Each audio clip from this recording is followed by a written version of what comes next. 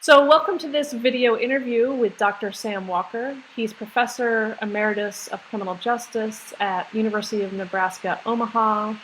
He has a long history of work in police accountability and an impressive history in civil rights. Thank you. So Happy to be here. let's go ahead and get started. When you heard about the details of the shooting in Ferguson, Missouri, where an unarmed 18-year-old was fatally shot by a police officer, what kinds of things immediately came to mind for you?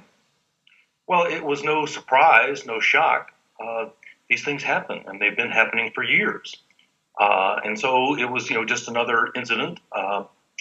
Most of them are in big cities, so the fact that this was a small town was, a bit different. But then, as more and more details came out, and the whole episode unfolded over the course of about 2 weeks, it was really an encyclopedia of everything that's done wrong. And I think we'd like to cover at least 4 of those major points. Okay, so what's the first thing in this encyclopedia of police behavior? First thing is the very first contact. Now, Michael Brown was jaywalking. All right, that's an offense. Police officer pulls up and says, "Get the F on the sidewalk."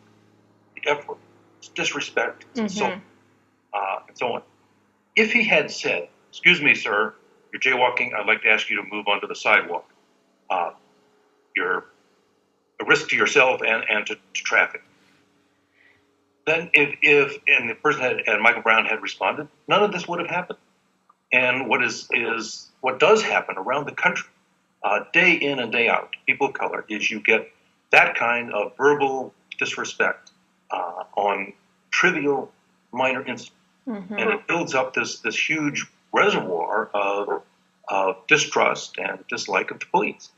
So that's where all this anger came from. I know there are tens of millions of people around the country saying, "Whoa, what's all this anger? What's it all about?" It isn't just the shooting. It's the fact that day in and day out there's all this disrespect. Now, back in the 60s, in the riots, departments developed formal policies regarding language. You don't use disrespectful language. Well, it's clear that they don't enforce those policies. So, my recommendation, one thing we can do and should do is a concerted effort that all departments enforce those policies. No F word, no A word, no B word, no C word, no N word, no MF word, no POS word. All of those, disrespectful kinds of language, really need to be, the policies need to be enforced, and there needs to be some discipline. Right. And so then to build up, in communities of color, a sense that you're respected. Okay, maybe you're breaking the law a little, jaywalking or something, but you're treated with respect. So that's really the first. But it's important to realize that if it had been respectful, that first contact, none of the rest of it would have happened. So this is interesting because in social work we talk a lot about the language we use, the language of respect. And it seems to me that using this kind of language just perpetuates a pattern of dehumanization, right? When we treat people initially with that kind of disrespect, it triggers all sorts of other feelings and responses about being disrespected, about feeling dehumanized. That's absolutely true, and it's very true in policing. All of the research on police use of force, just routine physical force, finds that police officers are more likely to use force when the person disrespects the officer. And there's a higher rate of that among African American guys than among white guys who are stopped on the street. Well, it's a product of all these years and now generations of disrespect. Right. We've never really made a concerted effort to break that cycle. And the initiative really lies with the police and police leadership. Interesting. Well, that's certainly true in social work too, where those people who are in positions of power, albeit not always robust power, but even social service workers on the street have power, and they have to treat people with respect. And when that doesn't happen, certainly interventions can't work. So it seems to me that this has something to do with sort of the culture of community policing, right? This idea that this language is acceptable, So Absolutely. can you talk a little bit about the culture of these kinds of departments? Well, the culture of policing or any job can be defined as what do your frontline employees know that they have to do, Mm-hmm. and what do they know they can get away with. Right. And so in a really bad department, you can get away with using force and slamming some guy up against a car and not filling out a fully accurate report on that incident, not having to face any tough questions about that, and you're not going to worry about discipline. A good professional department, officers learn, well, you're likely to get caught and disciplined for that. When you fill out the report, there's going to be a tough and thorough investigation. They're going to look for witnesses, and they're going to find some witnesses who have a different view of this, and it's going to contradict the officer's testimony. And so there's a culture of accountability in those kinds of departments. So it's really what officers know that they can get away with. Mm. In corrupt departments, they know that, well, taking some drugs from a drug raid or soliciting a bribe, for a traffic stop, if they know they can get away with it, that defines the culture. Right. And I know you really have to break that cycle as well. Right. I know you've talked about the fact that this is not true in every single department. So what interventions have worked for those departments that have sought to increase accountability for their officers? Well, it really starts at the top. The old cliche, leadership. The chief has to clearly define what the expected standards are. Those need to be embodied in written policies. That chief needs to appoint someone head of internal affairs who is committed to this and directs the investigators to really do thorough investigations of incidents, where you really go over what does the officer report, and you make an effort to find witnesses to incidents. If there's been injury, make an effort to get whatever medical reports there might be. Got a lot of departments, a lot of cases where they don't do that. Somebody went to the hospital because it was slammed to the ground and went to the hospital for some treatment. Internal Affairs doesn't bother to get those records. So you need to do all of these kinds of things so it communicates to the officers on the street, okay, certain things I shouldn't do because I know I'm going to get investigated and likely be disciplined. And if I do something in the heat of the moment, I use too much force, you have to give a full report, accurate, detailed report, and face the music. And are there training programs that are designed specifically for this kind of intervention? Well, there are different kinds of training.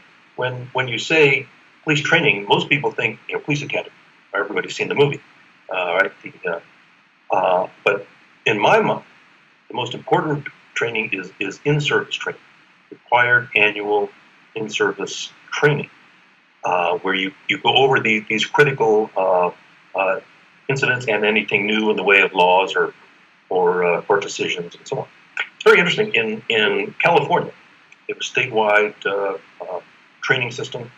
They have a special category called perishable skill, and every officer is required to undergo this, to take this. I think it's a 4-hour unit of perishable skills. It includes communication, verbal communications, which is exactly what we've been talking about here, use of force, and traffic stops. So to make sure that every year officers get a refresher training on these critical moments. Mm-hmm. And I'm assuming some of those trainings would include things like cultural competency, issues of mental health, domestic violence, looking for signs of abuse.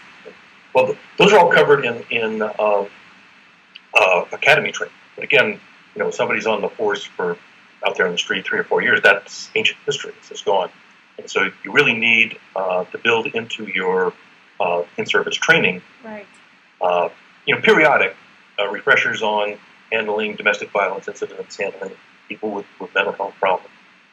Well, one of the problems with some departments here is, for example, the Omaha Police Department, with people with really serious mental health episodes. They are much too quick to use force, and they bark orders and stuff. Well, somebody's having a mental health episode. The last thing you do is to yell at them and crowd them. You want to give them space, give them time, and let this thing work its way through. So those tactics are among the best practices, and departments need to make sure that their officers get that kind of training on a regular basis. But what I hear you saying is that these kinds of best practices are not mandated across the country in departments, that departments elect to adopt them. Is that true? We do not have a national police system. The federal government has very limited effect on police standards and training and procedures. The only real national standards we have come from Supreme Court decisions, especially in the area of employment. There's some on search and seizure and interrogations, but that's the only thing we have in the way of mandatory national standards. When in fact what we need is better training, mandated at the state level. Now all states, all but about 2 states now, require some annual in-service training, but there's no mandatory standards on the content of it. So if it's just firearms training, well, that's that doesn't get at all these other incidents that really need to be trained. Right. Can we move on to the second? Yep, go ahead. Okay. Well, the second important aspect of the whole Michael Brown incident was the shooting itself. Right. Now, we have not heard any allegation, any witness that provides any evidence that would justify that shooting. The prevailing standard in this country is officers are authorized to use deadly force when there's an imminent threat to someone's life, the life of the officer or the life of someone else. None of that existed in this instance. Now let's accept for the moment that there was a struggle in the police car, okay? But there was no threat to life there. Let's accept for the moment that the gun went off, as some reports have indicated. But then the next thing you know, Michael Brown's 35 feet away. Right. I mean, it looks like he disengaged. And then the officer shot him. So, to my mind, it's a completely unjustified shooting. And I think there's likely to be some federal criminal charges, possibly some state criminal charges on that. But we have had, surprisingly enough, a fair amount of progress in terms of controlling police use of deadly force. So if you go back to, literally when I started my career back in 1974, there were most departments in the country, you could shoot a fleeing felon. And you had this episode of 14-year-old kids running away from a building, possibly a burglary, whatever, and officers would shoot to kill and did in fact kill them. We had one in Omaha here, and it's still, the name Vivian Strong means something to a lot of people in Omaha. The Supreme Court decision, Garner versus Tennessee. Edward Garner in Memphis, 14 years old, running away, shot and killed. Now, Supreme Court has ruled those unconstitutional, and virtually all departments have strict policies. No shooting with unarmed people, no shooting at fleeing. Somebody's fleeing, he can't be a danger to the officer, by definition. And if Michael Brown is 35 feet away and without a weapon, he cannot be a threat to the life of that officer.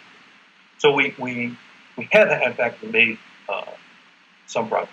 So let me jump in, because I think most people would think that there hasn't been progress. And I don't know if that's a function of the media awareness and how much we hear about these events, but certainly that's the feeling that we have in the social services community, that this is an increasing problem. But what I hear you saying is that historically, actually, there have been interventions that are successful. Historically, things were worse. And historically, beginning in the mid-'70s, there was a movement to develop written policies that are enforced so that any time an officer's gun goes off, that officer has to complete a report that's automatically investigated, and there are just higher standards on them. So we did succeed. in petroleum. When you look at the research that was done in the 70s, number of cities, all of the people shot in the unarmed category, they were all black. There was one study done on Memphis, and all of the unarmed people who were shot and killed were African American. So by eliminating that category, as a matter of policy, it made an important gain in terms of race. But again, it is true. Most people find it hard to believe that we actually, police officers across the country, shoot and kill people. Right. And remember, we have more police officers today, and there are more guns on the street. So there are a lot of reasons why you would think it would be more, right, even if things sort of stayed at the same rate, at the same general rate. So we've made progress. It's hard to get people to believe that. Incidents covered in the news media, right, and we sort of bump from crisis to crisis without taking it long. Right. And how well do we track use of deadly force? Pardon? How well do we track use of deadly force? Very poorly. That's actually one of the third areas that I wanted to talk about. We do not have a national data of people shot and killed by a particular department. Now, the FBI either has this information, they do have the information because it comes in with the uniform crime reports, but they don't present that in a way that you can find out, what's the robbery rate in Philadelphia, compared with Pittsburgh or New York. They just haven't done it. And so you ought to be able to go on the web immediately and find out the number of people shot and killed in 2013 in Philadelphia, Pittsburgh, Chicago, Omaha, San Francisco. That ought to include the rate per population. That ought to have a racial breakdown. And it actually should also be the rate per officer. How many officers are on the street? We have a lot of this kind of data on health matters, incidents and so on. We don't have it on this very critical thing. It's just simply been a serious failure on the part of the FBI.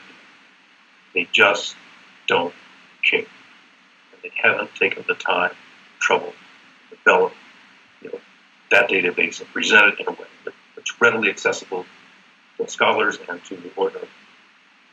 And what kind of pressures have been put on, to your knowledge, the FBI to force them to release this kind of data? What kind of pressures? Yeah. Insufficient. Okay. It just, and I think this is one of the positive things that's likely to come out of this whole Ferguson incident. Brought a lot of attention to this problem. Mm-hmm.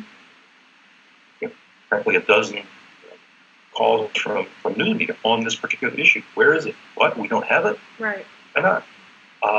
So I think one of the positive things that's going to come out of this is that we're going to get a better data system. Mm-hmm. It is my belief that the Attorney General can order this today.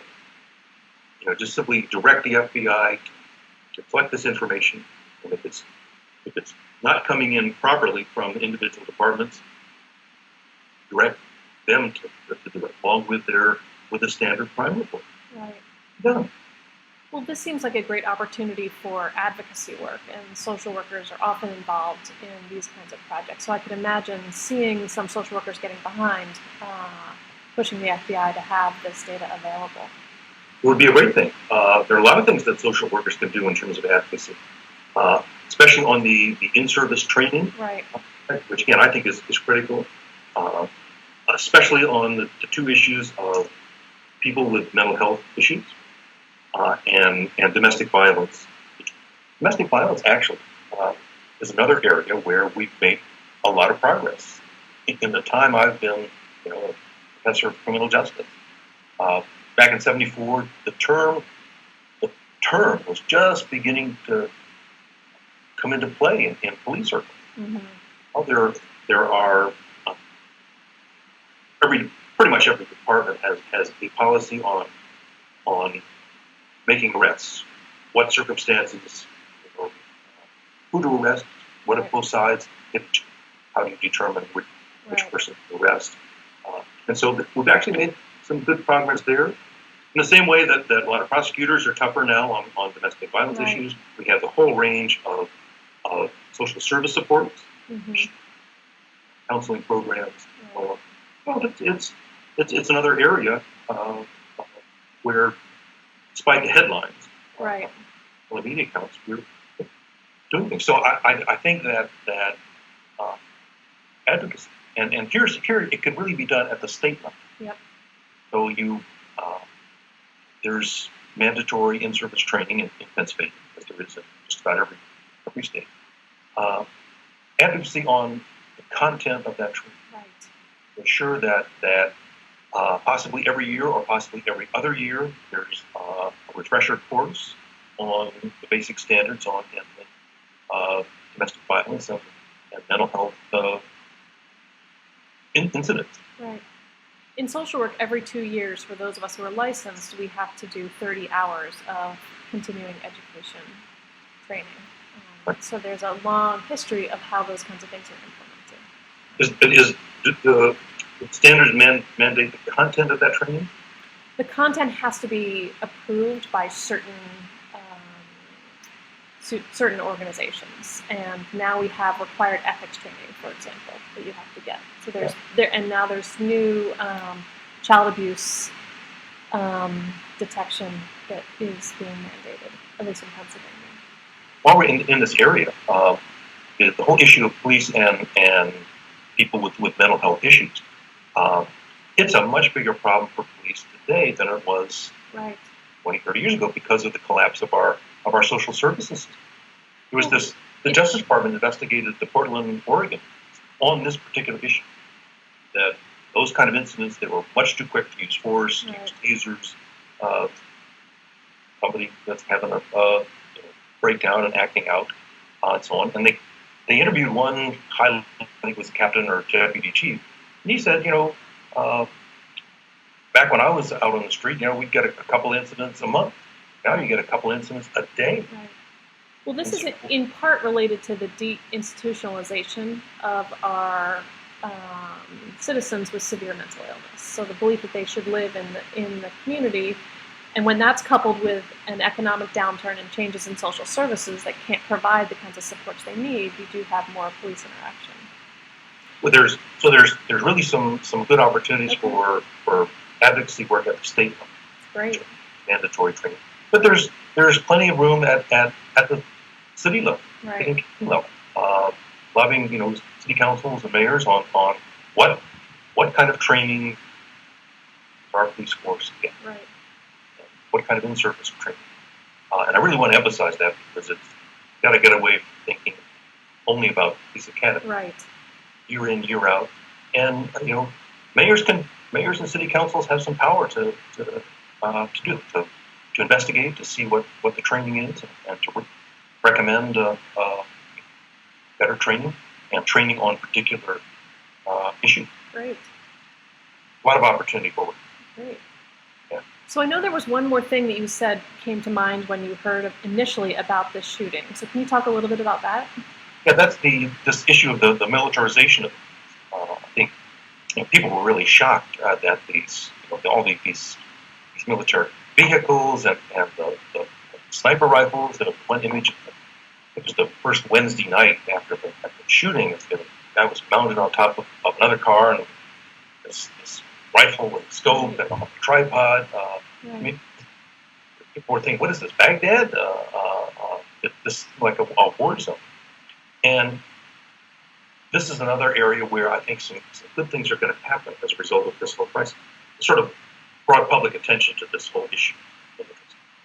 Now, it turns out that following 9/11, the Defense Department has been pushing all this equipment out to the police department free, except for the shipping fund. And why? Why is that? Is this an excess surplus of equipment?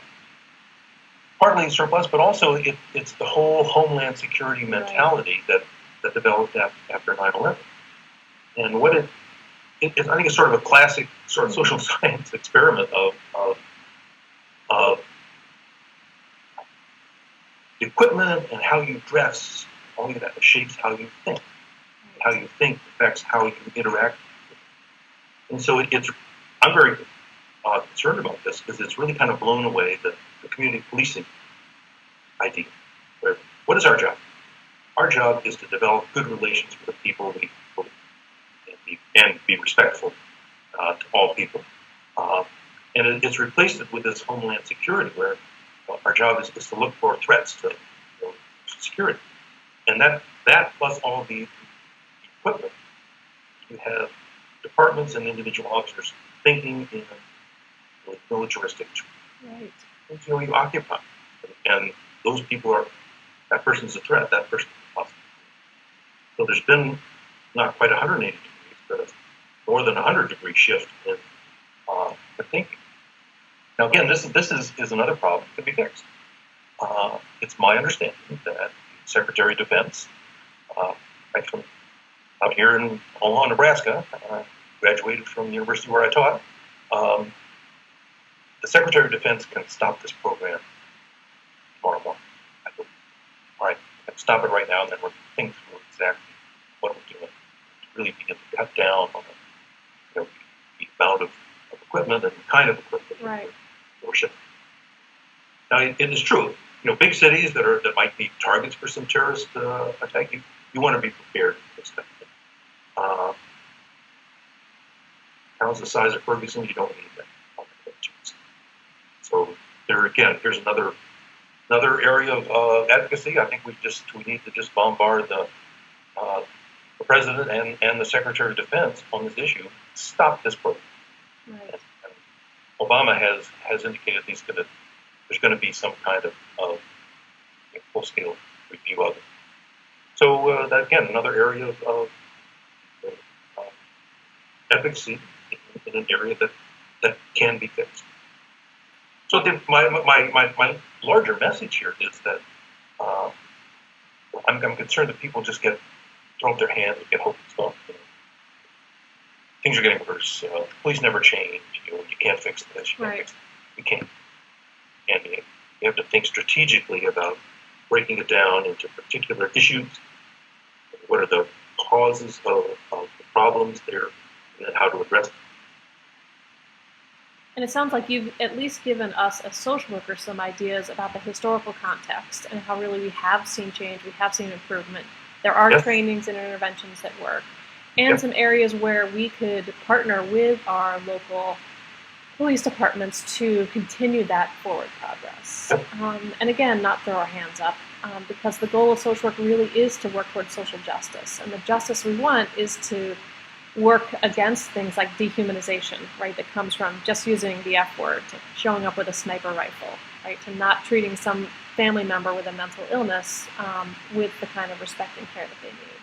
And you used the crucial word, partnerships. That really became a buzzword in policing. The whole homeland security mentality is sort of diminished it, but in the community policing era, partnerships were central. We could develop a working relationship on some issue. How can we improve the handling of mental health incidents in our community? If you've got the social workers working as part of a partnership on that issue, if you develop a working relationship, police departments can be much more willing to listen to them. Right. Start talking to them about language issues. Talk about their deadly force policy, about militarization. We really need that equipment. So partnerships are just essential. Well, this has been great. Thank you for sharing your thoughts with us. And we look forward to following the news and seeing what comes out of this event from at least some positive aspects. Very good. Thank you. Yep. Bye.